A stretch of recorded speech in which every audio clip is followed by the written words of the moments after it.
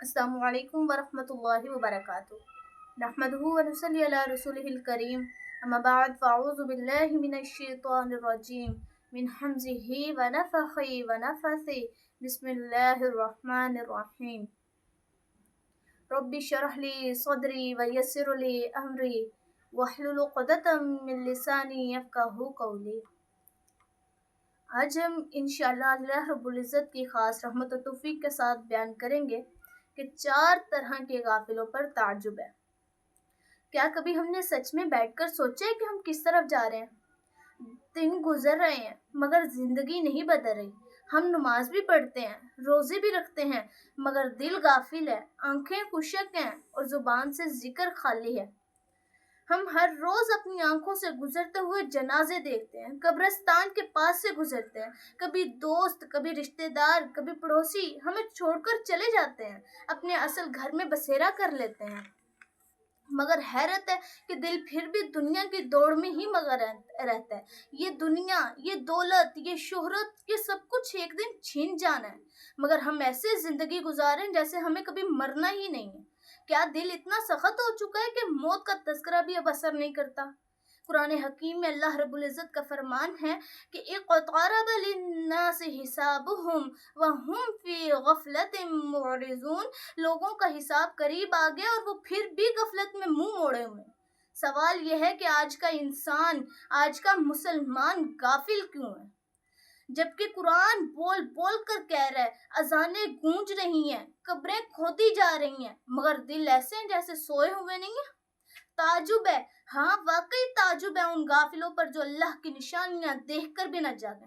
کبھی کبھی انسان کی یہ حالت دیکھ کر دل لرز اٹھتا ہے۔ علم بھی ہے، عقل بھی ہے، آنکھوں کے سامنے دنیا کے بے ثباتی کے مناظر بھی ہیں، پھر بھی کچھ لوگ ایسے ہیں جو اپنی غفلت پر قائم ہیں، اور انہی میں 4 قسم کے لوگ ایسے ہیں جن پر واقعی میں تعجب بھی ہے۔ سب سے پہلے نمبر پر وہ بیمار انسان جو بستر موت پر پڑا ہے مگر پھر بھی توبہ نہیں کرتا۔ کیا واقعی میں تعجب کی بات نہیں ہے کہ ایک انسان جس کی سانسیں کمزور پڑ چکی ہوں، جس کے ہاتھ کانپتے ہوں، جس کی آنکھیں بند ہونے کے لیے ہوں، جیسے ڈاکٹر جواب دے چکے ہوں، پھر بھی اس کا دل دنیا کے پیچھے دوڑ رہا ہو اور وہ اب بھی گناہوں سے توبہ نہ کرے؟ یہ کیسی غفلت ہے، یہ کیسا غرور ہے، یہ کیسا دھوکہ ہے جو انسان نے خود کو دیے رکھا ہے۔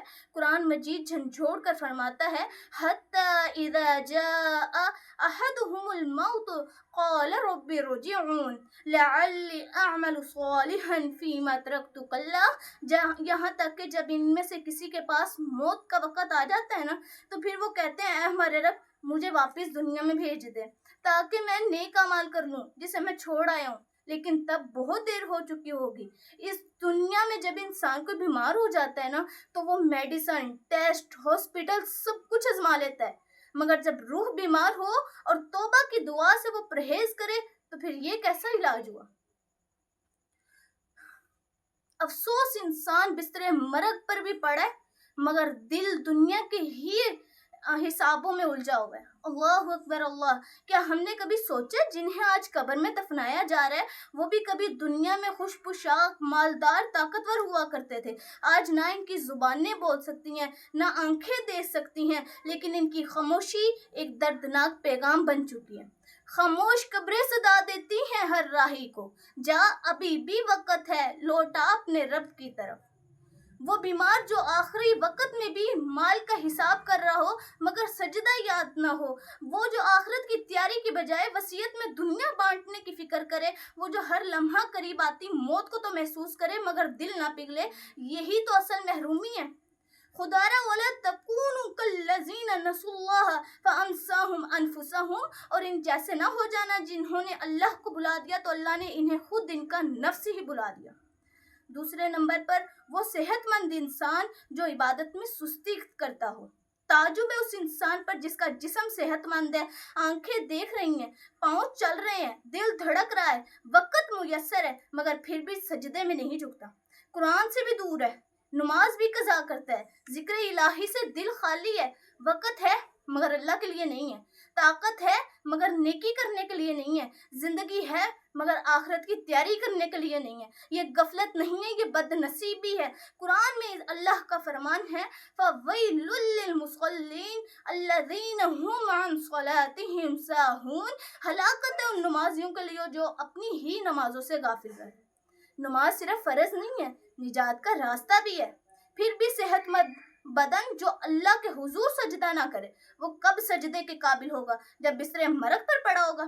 حدیث نبوی صلی اللہ علیہ وآلہ وسلم میں ہے کہ رسول اللہ صلی اللہ علیہ وآلہ وسلم نے فرمایا 2 نعمتیں ایسی ہیں جن میں بہت سے لوگ خسارے میں ہیں. پہلے نمبر پر صحت، دوسرے نمبر پر فراغت. آج ہم ان دونوں نعمتوں کو ضائع کر رہے ہیں. نہ صحت سے عمل ہے، نہ فراغت سے عبادت ہے. کیا ہمیں واقعی یقین ہے کہ ہم کل بھی اٹھ پائیں گے، نماز پڑھ سکیں گے، قرآن کھول سکیں گے، ذکر کر سکیں گے؟ نہیں. نہ صرف گمان ہے، یقین نہیں ہے. آج اگر یہ وقت ہے، صحت ہے، تو اللہ تعالیٰ کی طرف سے مہلت ہے، نعمت ہے، آزمائش ہے. تیسرے نمبر پر وہ انسان جو جنازے میں شریک تو ہوتا ہے مگر اپنی موت کو بھول جاتا ہے. کتنی عجیب بات ہے کہ آدمی جنازے میں شریک تو ہوتا ہے، کندھا دیتا ہے، وصیت کے ساتھ میت کے ساتھ قبرستان تک جاتا ہے. کسی کا بیٹا، کسی کا باپ، کسی کی ماں مٹی میں دفن ہوتی ہے، لیکن پھر بھی دل میں کوئی تبدیلی نہیں آتی. نہ آنکھیں نم ہوتی ہیں، نہ دل کانپتا ہے، نہ موت کا خیال دل میں اترتا ہے. ایسے لگتا ہے جیسے ہم دوسروں کو دفنانے کے لیے آئے ہیں، خود کو نہیں. لیکن حقیقت یہ ہے کہ آج وہ گیا ہے تو کل ہماری باری ہے. قرآن کہتا ہے کل نفس ذائقۃ الموت، ہر نفس کو موت کا ذائقہ چکھنا ہے. جو قبرستان ہم جنازے کے لیے جاتے ہیں وہ صرف ان کے لیے نہیں ہے بلکہ ہمارے انتظار میں بھی خاموش لیٹا ہے. حدیث نبوی صلی اللہ علیہ وآلہ وسلم ہے کہ آپ صلی اللہ علیہ وآلہ وسلم نے فرمایا اکثر الذکر حازم لذات الموت، لذتوں کو ختم کر دینے والی چیز موت کو کثرت سے یاد کیا کرو. مگر افسوس ہے کہ ہم موت کو جنازے کا رسم سمجھ کر بھول جاتے ہیں. کبھی سوچا ہے کہ جو ہم نماز جنازہ میں دعا کرتے ہیں اللہم اغفر لہ ورحمہ، مگر کیا کبھی خود کے لیے دعا کی ہے؟ کیا کبھی سوچا ہے کہ جب میرا جنازہ اٹھے گا تو میرے لیے کون ہوگا جو دعا کرے گا؟ یا میں قیامت والے دن خالی ہاتھ تنہا اپنے اعمال کے ساتھ ہی کھڑا کیا جاؤں گا؟ موت کے منظر کو صرف رسمی فکرہ ہی نہ سمجھو، بلکہ یہ ہر بار ہمیں یہ یاد کرواتی ہے کہ تیاری کر لو، وقت کم ہے. آج ہم دوسروں کو دفنانے آتے ہیں، کل ہمیں بھی دفنایا جائے گا. چوتھے نمبر پر وہ انسان جو قبرستان جاتا ہے مگر دل بیدار ہی نہیں ہوتا.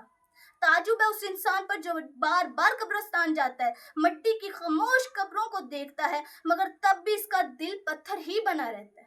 وہ ہنستے ہنستے قبروں پر قدم رکھتا ہے، تصویریں کھینچتا ہے، ویڈیوز بناتا ہے، مذاق اڑاتا ہے، واپس لوٹ آتا ہے جیسے قبریں کچھ کہتی ہی نہیں ہے. یہ غفلت نہیں ہے، بے حسی ہے. قرآن کریم اس بات کا اعلان کرتا ہے الہاکم التکاثر حتی زرتم المقابر، تمہیں دنیا کی زیادہ طلب نے اتنا غافل کر دیا یہاں تک کہ تم قبروں تک جا پہنچتے ہو. قبرستان خاموش ہے مگر وہ حقیقت میں پکار رہا ہے. وہ کہہ رہا ہے کہ کل تم نے بھی یہاں آنا ہے، کیا تیاری کی ہے تم نے؟ اللہ کے نبی صلی اللہ علیہ وسلم کا فرمان ہے کہ زوروا القبور فإنها تذکرکم الموت، قبروں کی زیارت کیا کرو کیونکہ وہ تمہیں موت کی یاد دلاتی ہیں. لیکن ہم قبر دیکھ کر ہنستے ہیں، مٹی پر چلتے ہوئے روتے بھی نہیں ہیں کہ ہمیں واقعی یقین ہے کہ ہم ہمیشہ زندہ رہیں گے. قبروں میں پڑے وہ جسم کبھی ہماری طرح بھی جوان تھے، حسین چہرے، فخر دنیا، طاقتور، مگر آج صرف مٹی اور خاموشی ہی باقی ہے. قبرستان وہ جگہ ہے جہاں پر ہر نفس کا انجام چھپا ہے، مگر اگر وہاں پر بھی جا کر آنکھیں نم نہ ہوں، دل نہ کانپے، زبان پر توبہ والے الفاظ نہ آئے تو ہم جاگیں گے کب؟ کیا ہم اس وقت جاگیں گے جب ہمیشہ کے لیے ہماری آنکھیں بند ہو چکی ہوں گی؟ میری اللہ رب العزت سے دعا ہے کہ اللہ ہمیں موت سے پہلے توبہ کی توفیق عطا فرمائے، صحت میں، جوانی میں عبادت کا ذوق و شوق عطا فرمائے، جنازوں سے عبرت حاصل کرنے والا دل عطا فرمائے. یا رب ہمیں ہر طرح کی غفلت سے بچا لے اور بیداری، بصیرت اور بندگی کی زندگی عطا فرما. سبحانک اللہم و بحمدک، اشہد ان لا الہ الا انت، استغفرک و اتوب الیک. والسلام علیکم ورحمۃ اللہ وبرکاتہ.